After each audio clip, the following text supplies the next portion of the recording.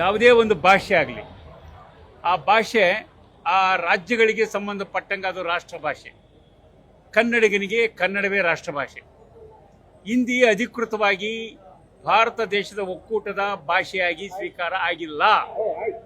ಇಂಥ ಸಂದರ್ಭದಲ್ಲಿ ಹಿಂದಿಯನ್ನು ಕಡ್ಡಾಯ ಕಲಿಸುವ ಅಥವಾ ಅದನ್ನು ಆಪ್ಷನ್ ಆಗಿಟ್ಟಿರ್ತಕ್ಕಂಥ ಸಂದರ್ಭದಲ್ಲಿ ಇವತ್ತು ಕರ್ನಾಟಕ ಸರ್ಕಾರ ರಕ್ಷಣಾ ವೇದಿಕೆ ಒತ್ತಾಯದ ಮೇರೆಗೆ ಯಾವ ತೀರ್ಮಾನವನ್ನು ತೆಗೆದು ಆ ತೀರ್ಮಾನದ ವಿರುದ್ಧ ರಾಜ್ಯಪಾಲರ ನಡೆ ಏನೈತಲ್ಲ, ಇದು ಅತ್ಯಂತ ಒಕ್ಕೂಟ ವ್ಯವಸ್ಥೆಗೆ ಮಾರಕವಾಗಿರತಕ್ಕಂಥದ್ದು.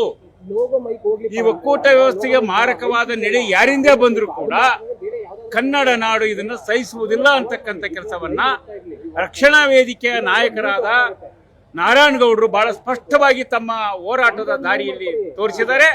ಆ ಹೋರಾಟಕ್ಕೆ ರೈತ ಚಳವಳಿ ಸಂಪೂರ್ಣವಾಗಿ ಬೆಂಬಲಿಸಿದೆ. ಈ ದಿನ ರಾಜ್ಯ ಸರ್ಕಾರ ಕೂಡ ಒಂದು ನಿಲುವಿಗೆ ಬಂದಿದೆ.